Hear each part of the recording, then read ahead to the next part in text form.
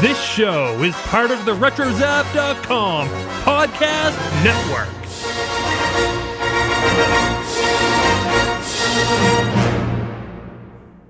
And welcome everybody to episode 98 of the Animanicast. We seem to be having a problem with Dr. Peekaboo's microphone. While we rectify that, let's check in with our next guest who wishes to be known as Mr. Brain. Mr. Brain joins us via remote with a controversial theory about this case. Yes, Ted. I believe there was a second chicken behind the grassy knoll. Excuse me, Brain, but Pinky, haven't I told you not to bother me when I'm being interviewed? Well, yes, Brain, but wasn't that Dr. Peekaboo fellow a giant chicken? A giant chicken. Don't be absurd, Pinky. No one but a rank conspiracy theorist would believe something that preposterous. No, really, Brain. I think he's a chicken. Ted, you'll have to excuse my friend. His view of the world is simple.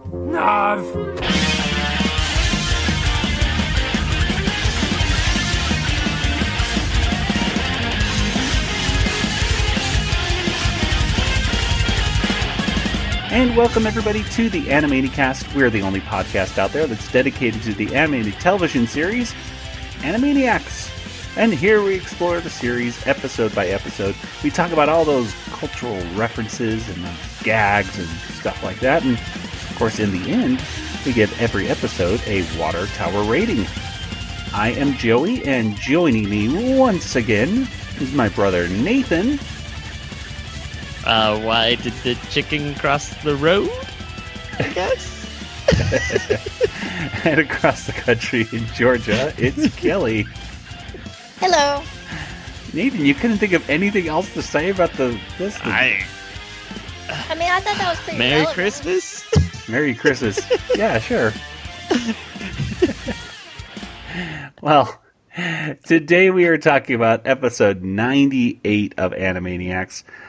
This is the penultimate episode of Animaniacs. There's only one episode left of Animaniacs that was shown on Kids WB back in the day. Can't believe we've gotten this far. Wow. It's insane. I can't believe we put up with each other for that long. I know, seriously, can you believe it? Finally, almost over.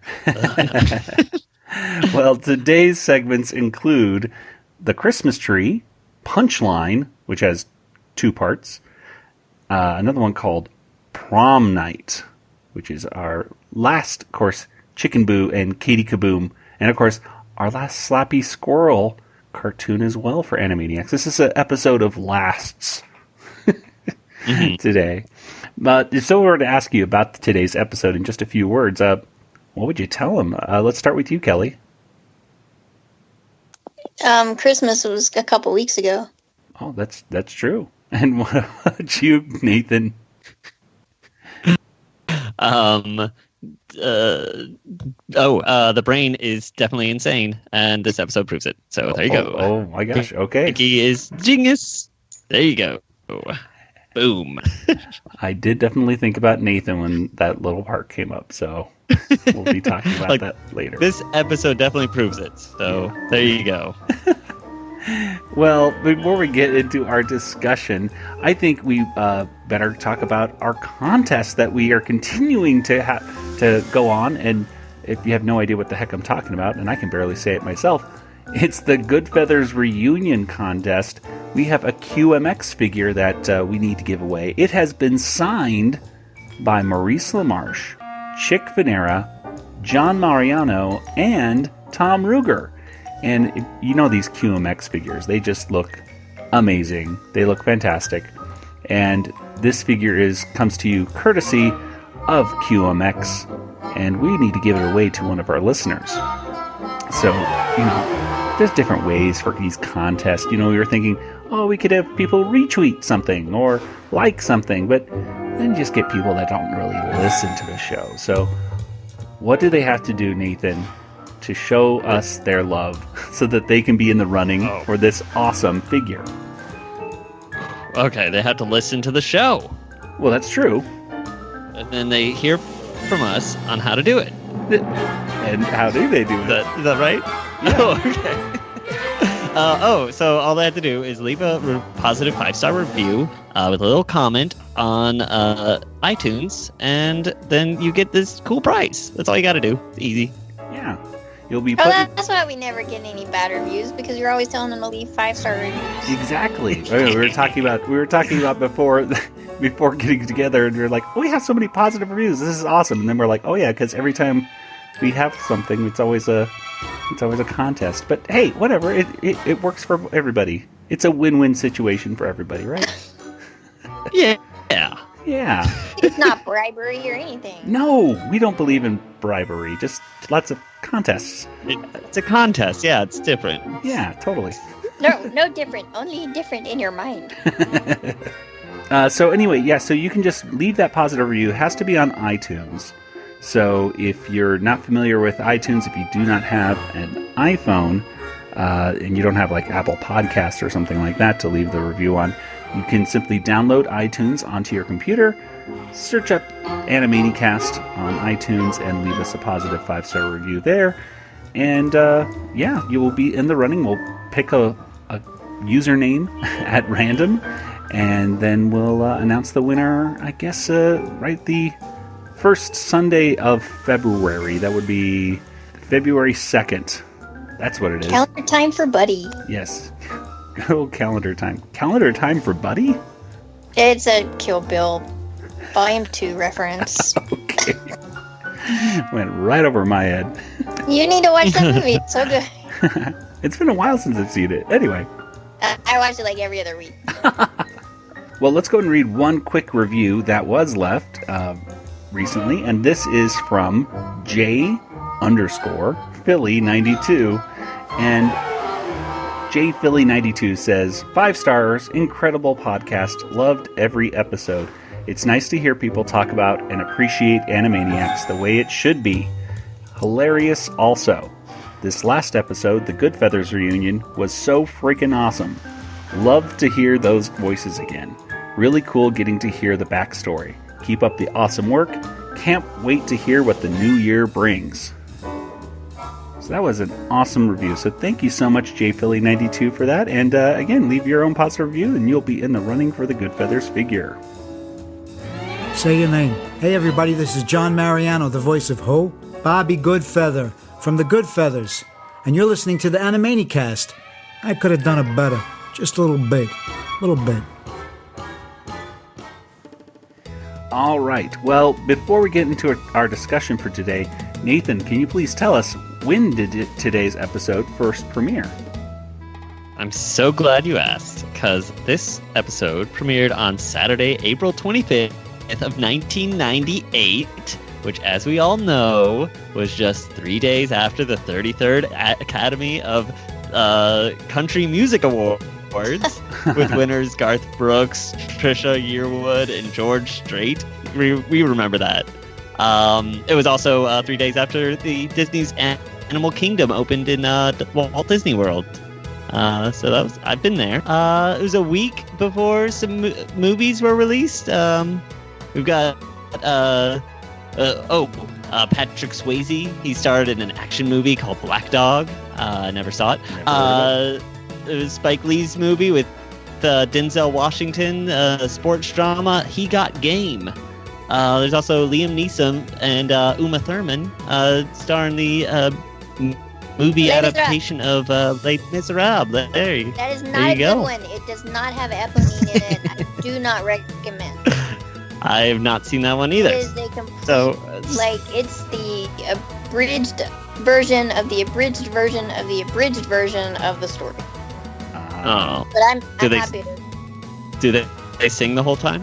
No, they don't sing at all. I mean, which is fine. What? It's a different adaptation, but they butcher it. I remember seeing the Scarlet Letter in the late. I think the Scarlet Letter came out in '96 or '97 with Demi Moore. I remember that. And it was horrible as well. It just it totally changed so much of what the book was, and I was just like, wait a minute, I just read this in my language arts class, and this is not what happened. So this was probably the best thing to come out of April 25th was this episode of Animaniacs. Sounds like it. So April 25th, that is quite some time after Christmas. This is very interesting that this episode starts off with snow and jingle bells, and I'm like, oh, this must have premiered in December.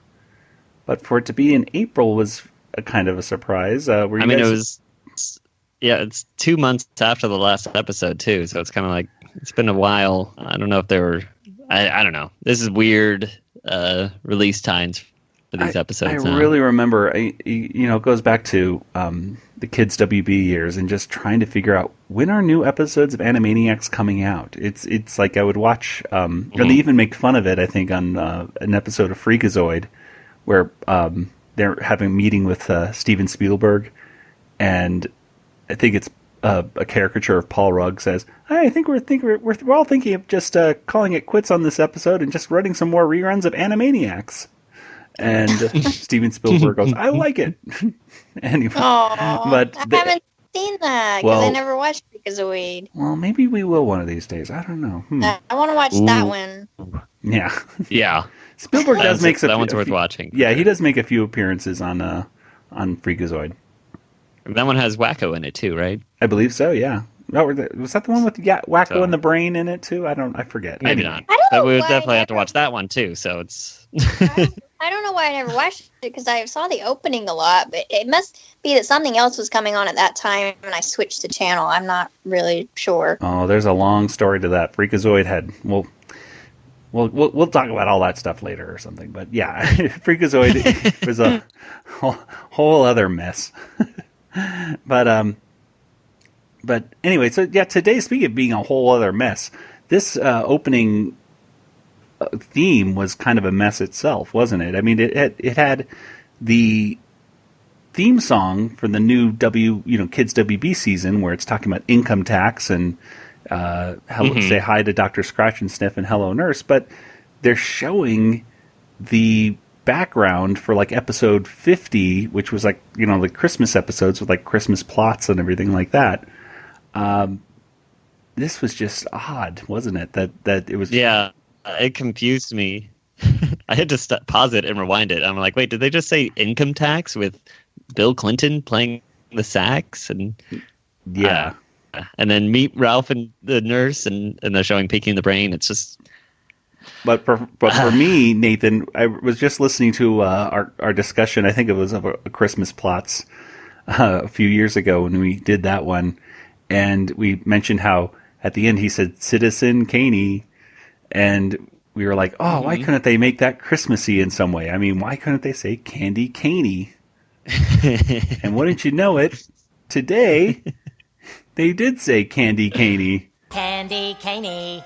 However, but like they're still holding, the Citizen Kane sled. Spoiler alert! Is right there. Just a weird mixed bag. It's like, I don't know. I honestly don't even know why they even did this that opening, because it wasn't like this episode was completely all that Christmassy. Yeah, especially if it premieres. I mean, it only had the first segment. Yeah, if it premiered in December, I would say, like, sure, go ahead and do it. But to premiere in April, I don't know, just so weird. Maybe it was originally supposed to premiere in December. That's what my guess is too. That it just the way that the scheduling went, that it just got pushed back to April or something like that. So I don't know. The next episode's in November, so it could be. I wonder if it was supposed to air in November, and then this one was, and the November one was supposed to air in April. I don't know. There's such a big gap between April and then November of '98. Yeah. Wow. Wow. That's insane. That really is crazy. Well, we're going to have to talk to Tom. I know I talked to him briefly about, coming on the show and talking about the kids' WB years. So I'm very interested in hearing about all this stuff, because there was so much stuff going on in kids' WB. You had the Pinky and the Brain show. You had Freakazoid. He was even having Hysteria was going to be starting up. And then we had his other show, Road Rovers.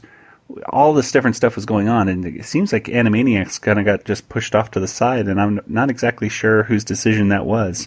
But Wow, just interesting how that scheduling went on down. I mean, I should say there is a new episode of Animaniacs coming in like 2 weeks after this episode, but that was episode like 94 because it was got all aired out of order too. This is more confusing. I don't know.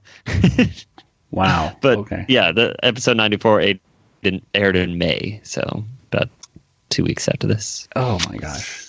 Yeah. It's Okay. too much. Confusion. We're in the Twilight Zone. Okay, well, let's go ahead and get into our discussion. Let's go ahead and start off with the Christmas tree. Hi, this is Slappy Squirrel, and unfortunately, you're listening to the Animanicast.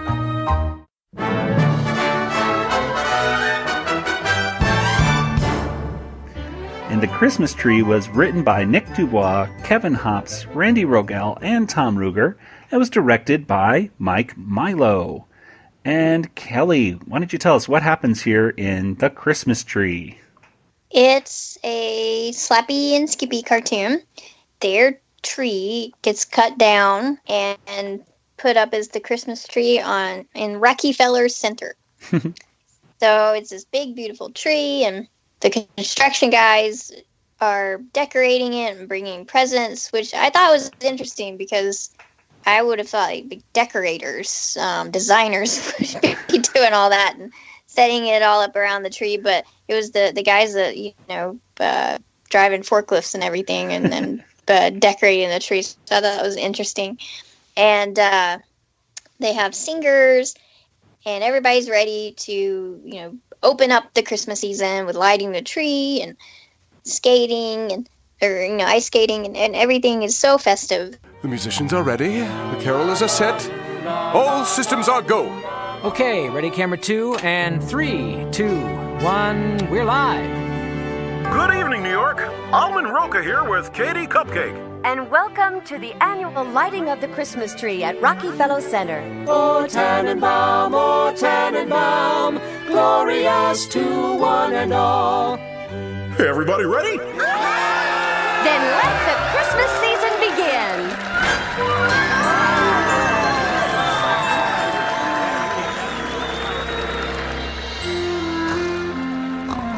I'd like to thank the Academy, Jack Warner, and Joan Gravitz taxidermist.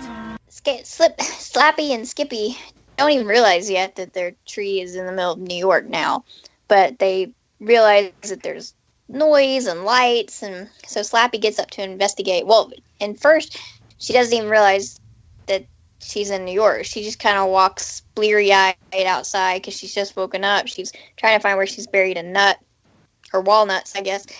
And she's following this map, and she just keeps walking across the road, and cars are stopping and honking at her. And then she goes into a restaurant and drills a hole in the floor and doesn't find them, and then just leaves. So really taking no notice of anything that's going on around her. And Skippy keeps telling her that there's too many lights and everything. And Slappy! Ah, now what? I still can't sleep. The lights outside my window are too bright. Must be those chipmunk neighbors. They left their tiki lamps on again. I'll go knock on their front door.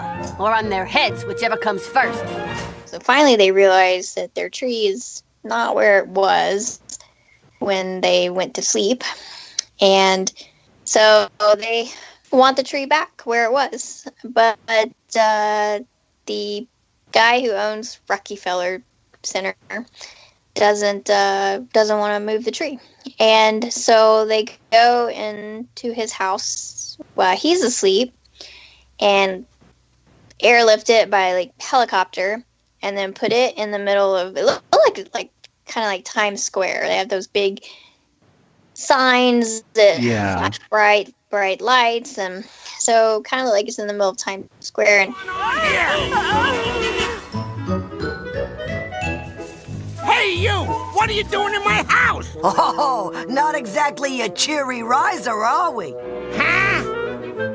Give me that! What do you think you're doing? What are your eyes painted on? I'm having a sandwich here. Hot dogs! Get your hot dogs! Hey! Those plump when you cook them? Footlong Frank's here. Get out of my house! So he gets a citation for, I think it was blocking traffic. But everybody's stopping and honking the horn because now there's a big house in the middle of the road. And if you've ever driven in New York City, which I have not driven, but I've been in a car that someone else has driven in New York City, and it's awful. It's terrible. It's terrible. And I thought I was going to die every second.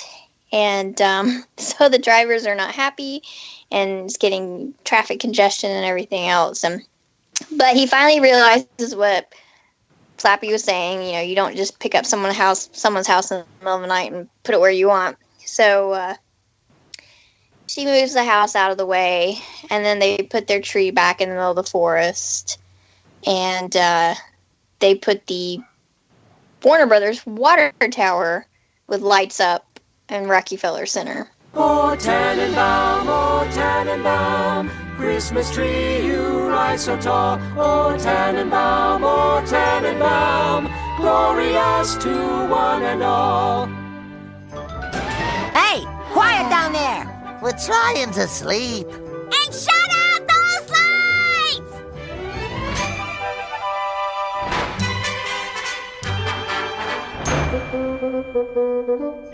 Which, that in itself is a reference, I believe, to, like, you know, the old cartoons where they were talking about air raid wardens and stuff like that. But, yeah, so there's your Slappy Squirrel cartoon, the last Slappy Squirrel cartoon. When it comes to cultural references, I mean, she mentions Joan Crawford's taxidermist when she's having a dream. And I thought that was a pretty funny line. Of course, Joan Crawford was I don't know.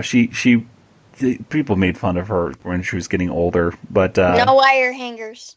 No wire hangers. Yes. No wire hangers ever! And there was that great movie that came out recently. I know we talked about it on a year or so ago. That was out on cable with Joan Crawford and Betty Davis. The Feud. Feud. I just read yesterday that Olivia de Havilland, she tried to do a lawsuit against him for not portraying her correctly in the show.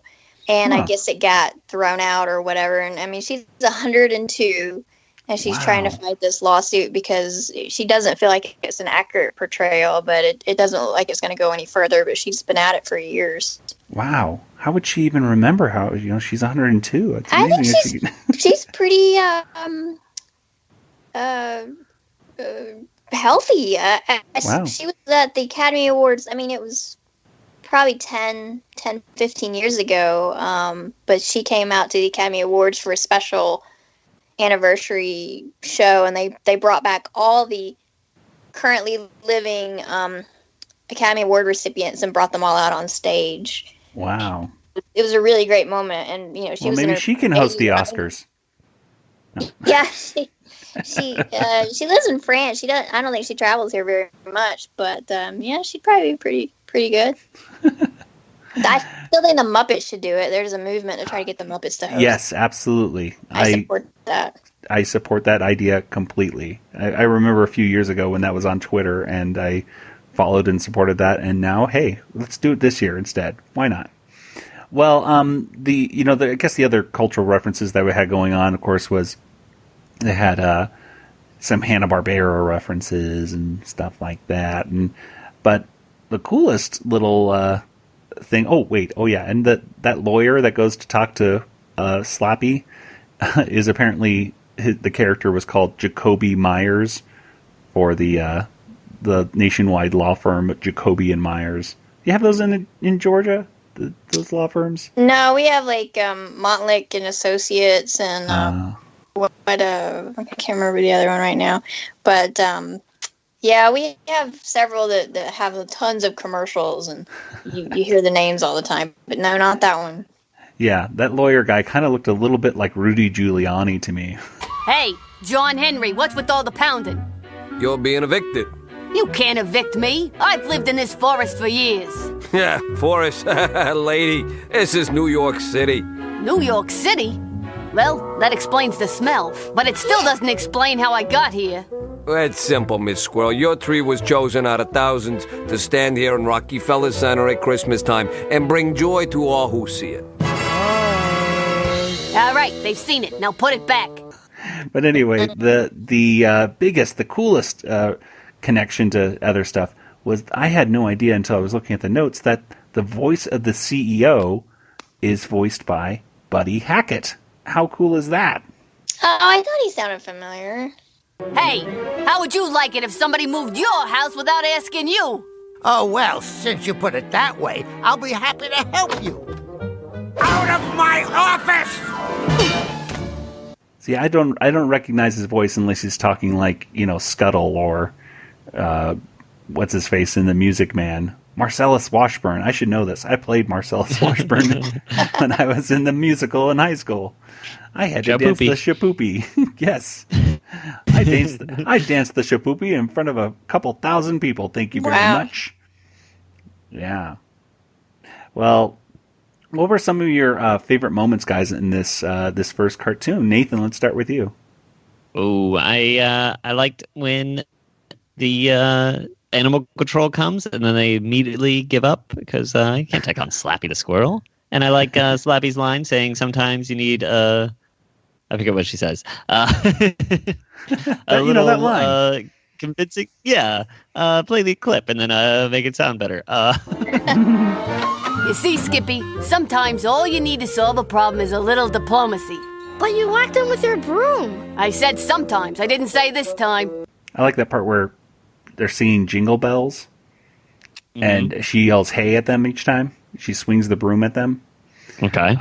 I like that part a lot. It is to ride in a one-horse open sleigh. Hey! Jingle bells, jingle all the way. Now I'm going back to sleep. Don't wake me up till May. Hey! Somebody call ASCAP. I'm a lyricist. Do we want to mention the towers that are featured pretty prominently? Oh, that's right. I mean, who could escape the twin towers right here? And of course, this. Anytime you see something, whether it's a cartoon or a movie, or there's of course that Simpsons episode that takes place right at the World Trade Center, and it's a major plot point. And they didn't show that episode for many years after September 11th. But it actually plays a pretty prominent role in this skyscape and this episode as well. So yeah, seeing the Twin Towers right there made you go, oh. Particularly in a cartoon. I mean, I'm kind of used to seeing them sometimes in movies of the New York cityscape, but to see a cartoon depiction, it was just kind of wow. I hadn't seen that. I don't think. Yeah. Before. And especially because, with the cartoon, you can exaggerate certain features of the landscape just like you would a person or some things like that. So I think the Twin Towers are especially large compared to other buildings in this cartoon. So it especially stood out, Mm-hmm. Did you guys notice, by the way, that the Statue of Liberty had a Santa hat and beard on? I did. I thought that was kind of cute. Very much attention to detail. Well, any other moments that you guys really liked about this? Because there were a few things that were a little confusing for me. Was it that squirrels don't hibernate? They don't? I didn't know that. I mean, not really. Well, I thought it was kind of weird that Slappy was acting like Mr. Magoo in this one at the very beginning. She just woken up. I guess I act like that when I wake up sometimes. First of all, I think it's very clear that this is their winter vacation house or something like that, because we all know she lives in an oak tree, right, in Burbank. And all of a sudden no elevator. Yeah, I know this is a very fancy pine tree. It's like a hotel. It's like usually people have a summer home. Maybe her summer home is in Burbank, and then her winter house is in Canada, in a pine tree with a really nice elevator and everything. It did seem like an upper class pine tree. It really did. But yeah, her behavior when she got out, I was like, if they were trying to say well, the reason that she's acting this way is because she's so tired or she can't really see that well because her, her eyes. I just think they should have really showed that, because I almost Slappy is so smart that I almost feel like she knows what's going on all the time, and here she is totally clueless going into like a bagel shop with a pickaxe hitting the floor looking for the nuts that she stored in the ground. And so what you're saying is she should sue the producers for not having an accurate portrayal of her. Absolutely. Well, yeah. So does that mean she would be suing Tom Ruegger and Sherry Stoner? I'm not quite sure. But... 1, 2, 3. This should be the spot.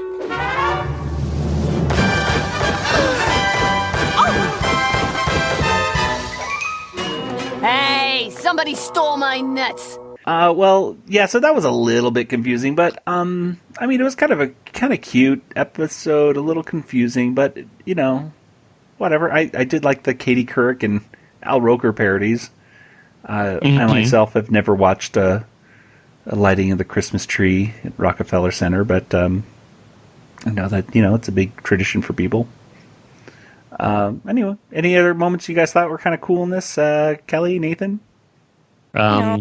I can't believe people just randomly walk into the guy's house. It's still kind of weird, even though it's in the middle of the street. You got to be careful. That's the thing. You got to be careful when you're in New York. If you leave your door unlocked, hot dog vendors and homeless people will just walk in. Got to be careful. Apparently. That's what I learned from this episode. You've come for the Yakko and Wacko. You'll stay for the Dot. The Animaniacs will be right back on Cartoon Network. Hey, Robert, why should people listen to another retro gaming podcast? You mean our cast, David? We do have to keep this short, Yes, well, I guess we should start with the fact we celebrate old school video games. And we have awesome guests and game giveaways. Don't forget that. Plus our game show and your favorite segment, Random Select.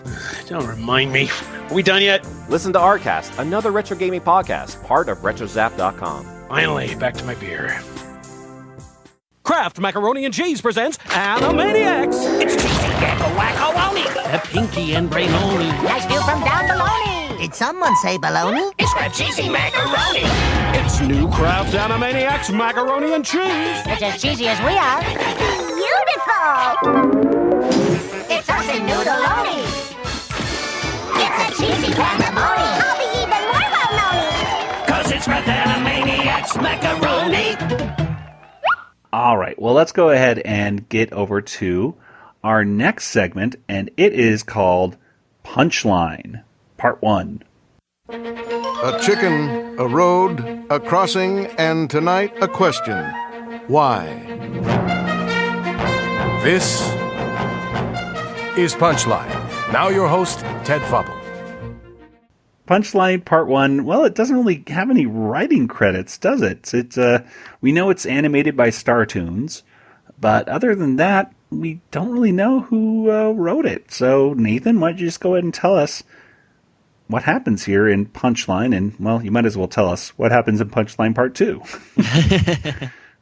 All right. Well, Part 1, we have Ted Fopple, and he's hosting Punchline, which... I guess it's like Dateline, and he's doing this whole news thing to try to figure out why. Nightline, Nathan. Nightline. What is Dateline?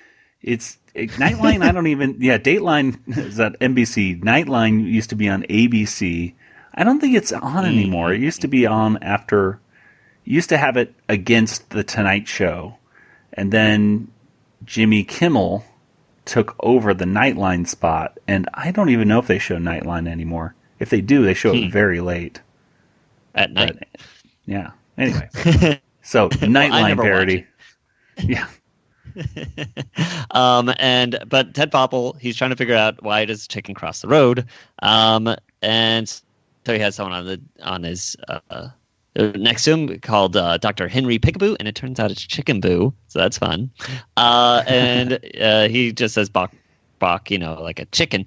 And he has someone on the line, and it's the Brain and Pinky, and the Brain thinks it's this whole like grassy knoll, like someone else in the bushes, and that's why the chicken crossed the road, because he's crazy. And then he starts talking to Ted Popple, starts talking to some pigeons, and we know these pigeons. They're the Goodfeathers. We interviewed them ourselves. Yes, we did.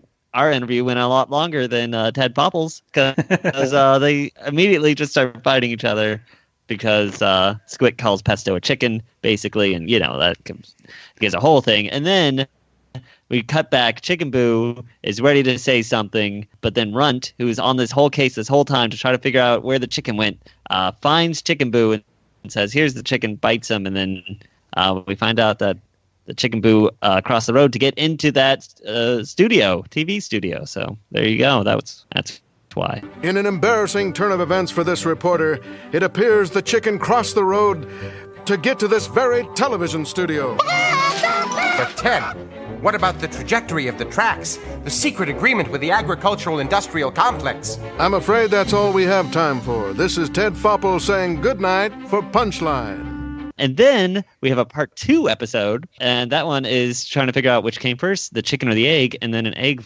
falls on Ted Fopple's head, and he's like, all right, well, I guess the egg came first, and then the chicken falls on top of him, too. So. And there you have it. The egg came first. Good night.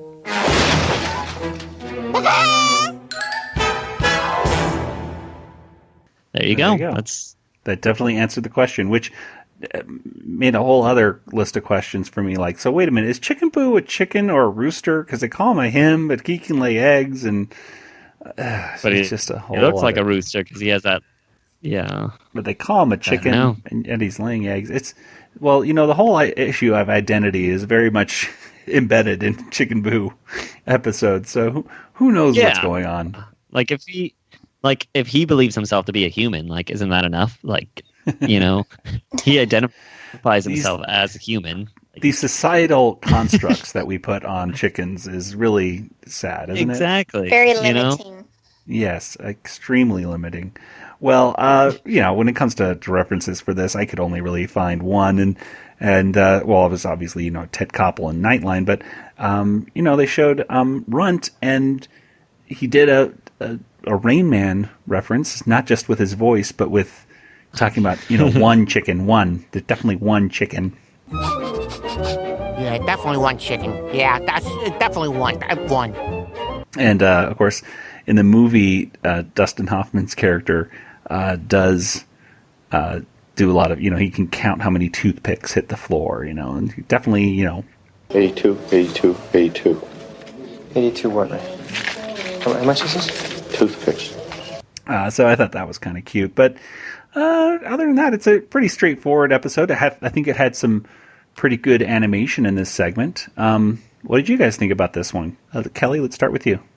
I thought it was funny. It was sort of a interesting way to present the whole "why did the chicken cross the road" joke. Yeah. So, and then all the cameos by the different characters made it very interesting. Yeah, I did enjoy those cameos, Pinky and the Brain especially. And Nathan, so tell us, what did you like? Well, so Pinky is the one that figures out that, hey, that's a chicken. So Pinky's obviously a genius. If no one else can figure this out, like even Brain, who everyone thinks is a genius, is like, hey, that's crazy. It was obviously this crazy conspiracy theory, the extra footprints and all the, Okay, so there you go. Brain is definitely insane. Pinky is the genius. It's that simple, I don't know. But I really liked hearing for the Goodfeathers. Case closed. And it's there you go. Like, but did you guys notice? I mean, even with like the Goodfeathers, I just think the animation on it looked really cool. Just the way the lips moved and it looked really fluid to me. Like things just moved really well. So I really like this little segment. It was, or both two segments, I suppose. It was cute. Yeah, I like that Pesto is getting insulted about being called a chicken, but not because usually you would think it's because you're being called like a coward. But he was like saying, Marty McFly. Yeah, but he was just saying, "Hey, so you think I'm a bird?" Yeah, he's just calling me a fat bird. Well, I could see. I mean, like either way, kinda, yeah. You kind of do look kind of like a little fat bird, actually. I mean, like, I'd be more insulted about the other part of it, but like, okay. What am I? Some kind of plump domestic fowl here to amuse you? Nah, I just said that it could have been you. That's it. I'll give you a chicken. Here's your chicken. Come on. Chicken. I'll give you a chicken. Oh, hey, your toenails. Oh, wait. Turn that thing off. Turn it off. This all has one last segment, and that, of course, is a Katie Kaboom, our last Katie Kaboom of the series. Aww. I know, Kelly, you're like, you cried all night after you saw this. Like, that's it. And this one's called Prom Night.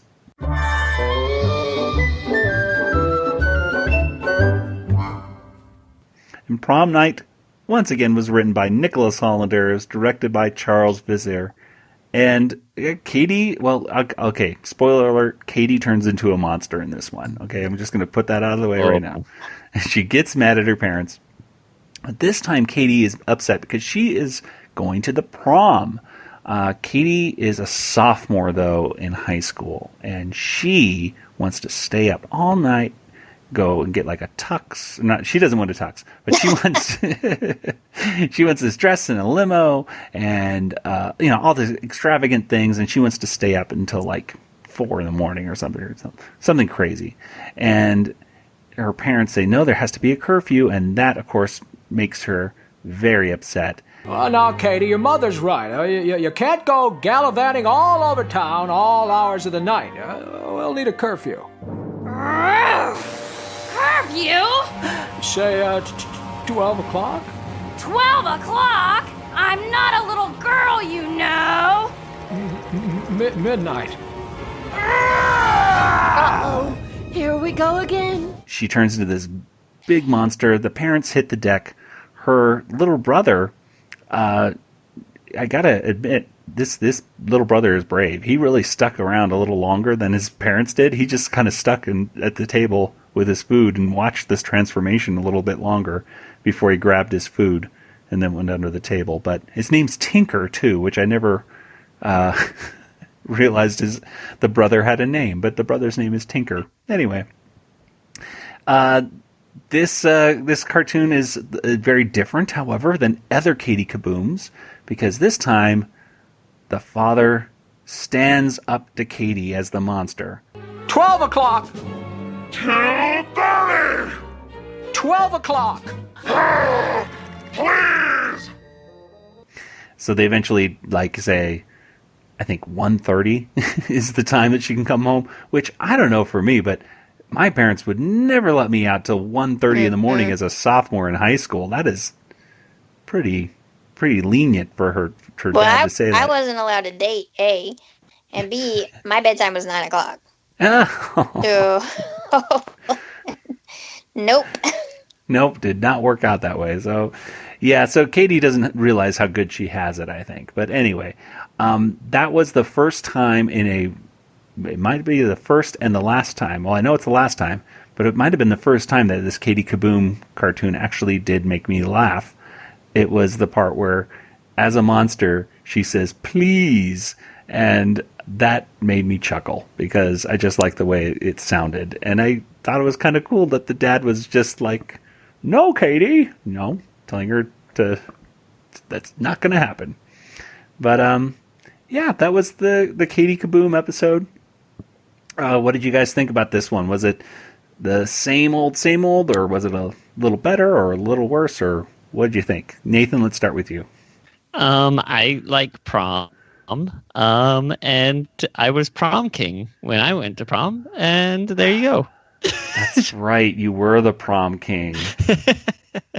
I forgot. And our other brother Clay was prom king too, wasn't he? I thought he was like homecoming king. Oh, he was homecoming queen king. King, yes. Queen. So King, queen, queen. He was something. That's right, Nate. And you know what? And I never even went to prom. Oh. See, yay. I had a Star Wars trivia game online I had to play.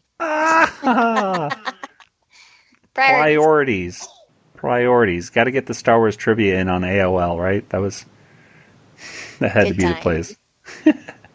Yeah, I was like my free hour. Yeah. Oh, yeah.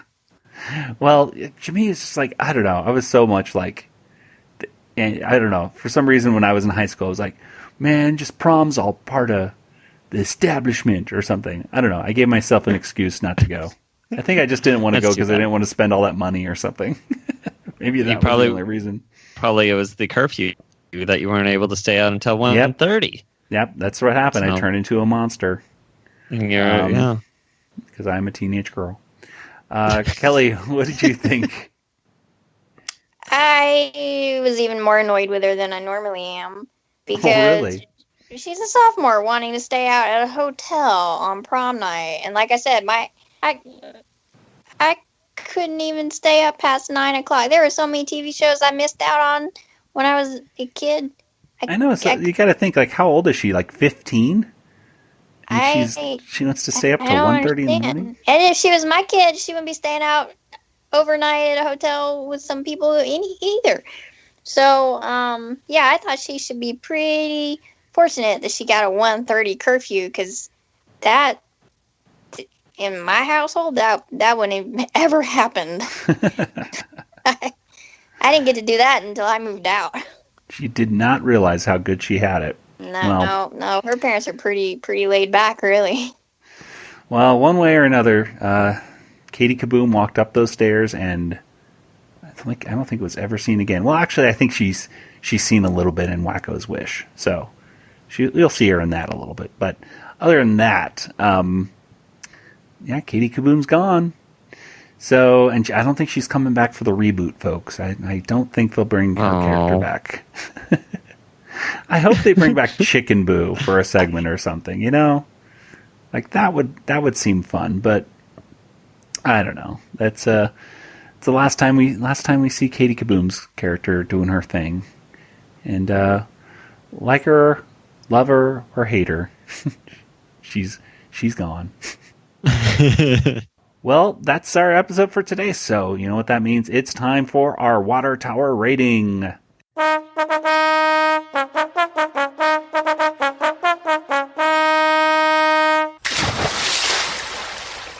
So what do you guys think? Out of 5 water towers, how many would you give this episode? Nathan, let's start with you.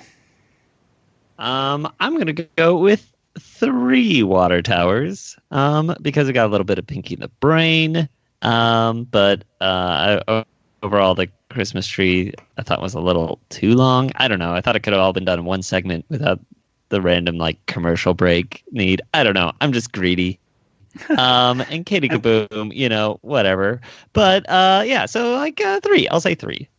And we didn't mention, but it was kind of weird then in the Christmas tree that Skippy Squirrel's voice wasn't pitched. It was back down a little deeper again, which was just odd that it's going back and forth like that. I guess, but at the time, I guess it wouldn't seem weird since these are separated by months at a time. Right. Which, it's well, last week he was high pitched. No, it was 2 months ago he was high pitched. Yeah. I guess it doesn't matter. Anyway, not Nathan. Kelly, yes, what about 3 you? Water yeah, sorry. I'll go with 3.5 just because I'm nicer than Nathan. And, I'm kidding, but yeah, I thought it was overall pretty good. I liked the Slappy Squirrel segment. I didn't think it was too long. I don't know, maybe it just put me in mind of Christmas in New York because I spent my birthday in New York last year, and it was got to see a Broadway show, and it was all exciting, so it kind of brought back some of those memories because my birthday's in December. But and the punchline was sort of cute. It was, like I said, all the cameos and everything. So yeah, 3.5. Alrighty.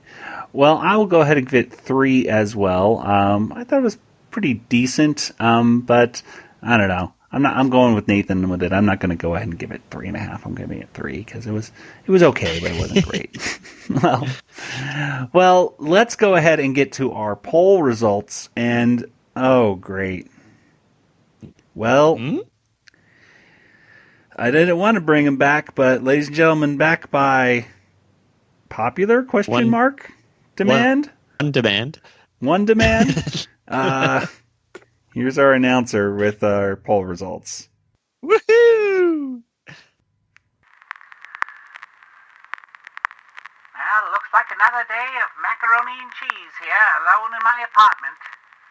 Nothing to do but stare at the walls.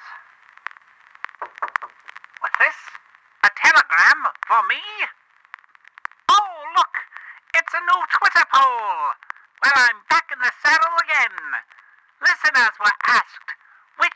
songs from Hooray for North Hollywood, Part 1, is your favorite?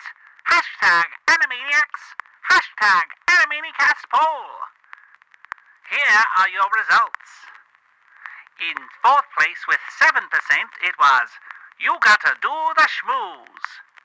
In third place with 19%, it was We're on our way to go see Mr. Plotz. In second place with 33% of the vote, it was There's Only One of You. But in first place, the winner, of course, is Variety Speak, parentheses, version 2. So there you are. Glad to be of service once again. I'm sure I'll be here every week from now on. Back to the studio. All right, so those were our poll results. Let's go and talk about which one of those songs we liked the most. Nathan, which one of those did you like the most? There's Only One of You, I think, is the best song. I mean, it has nothing to do with the episode, but I liked it the most. Okay. If we're just treating them just by the best song, that's my vote. So. All right. And Kelly, what about you? I liked We're on Our Way to See Mr. Plotz. I think I know why. Because they reference Spielberg? Yeah, Spielberg has a line in it. Yeah. He jumps up out of nowhere. Well, I think I'm going to go with There's Only One of You as well, because I thought I just liked how that was. Although the way On Our Way to Go See Mr. Plotz does get in my head, so I got to give it some points. It is very catchy. And I don't know if I trust the poll results in some ways, because the winner of this was Variety Speak version 2, but I don't know if many people who voted actually realize that there is 2 versions of this song. Because that's the one that won, but I'm like, did they realize that they're actually voting for the second version and not the first version, which I think most people are more familiar with, but whatever, it won. I'm not gonna question it too much. Well, Nathan, let's go ahead and get to a new poll. We haven't had one for a while, so which poll do we have for this week? All right, well, we just had our final Katie Kaboom. No, wait a minute, no. So this is Best Skippy and Slappy round 6. What? We did have our final Katie. We did. Okay, so that was an accurate. Yeah, that's fine. So Best Skippy and Slappy round 6, because we also had our last Skippy and Squirrel episode. So this goes back to One Flew Over the Cuckoo's Clock. There's Bowley for Skippy, the Sunshine Squirrels, and the Christmas Tree, which was today's episode.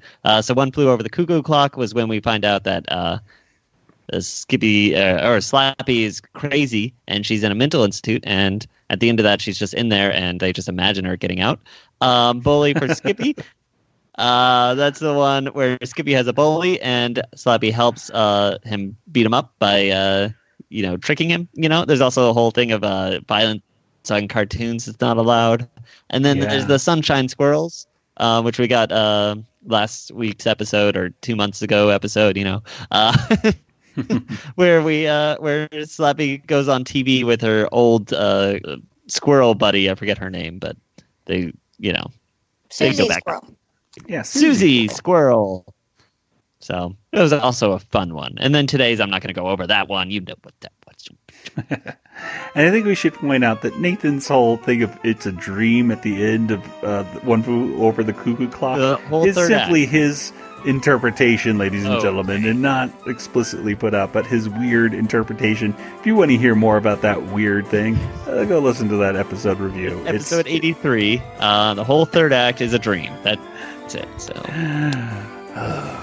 whatever. Okay, so let's go ahead and get to some contact information. Kelly, where can people get in contact with you online? They can email me, Kelly at BigShinyRobot.com, or I'm on Twitter at YodaPrincess, YODAPRNCSS. All right, and Nathan, what about you? Oh, I am on Twitter, DjangoFT, that's me. All right, and as for the Animanicast, we are on Twitter, Facebook, Instagram, And hey, you can always send us an email, which is animanicast@retrozap.com. You can also join us on our Discord server. You can join us by going to discord.animanicast.com, and that will link you on over to our welcome link. And there you can talk to us as well as other hosts of other RetroZap shows. There's so many great podcasts on retrozap.com that you should check out. You can subscribe to the RetroZap feed on iTunes or whatever podcast player you use, and that way you can get every single one of them delivered straight to your device, including this one. So whatever kind of element of pop culture you like, RetroZap has you covered. Well, that will do it for today's episode. So, for Nathan and Kelly, this is Joey saying, good night, everybody. Good night, everybody. Good night, everybody. This podcast is not endorsed by Warner Brothers or Amblin Entertainment and is intended for entertainment and information purposes only. Animaniacs, the Warner Brothers logo, all names, pictures, and sounds of the Animaniacs characters or any other Animaniacs-related items are registered trademarks and or copyrights of Warner Brothers, Amblin Entertainment, or their respective trademark and copyright holders. All original content of this podcast is the intellectual property of the Animanicast unless otherwise indicated.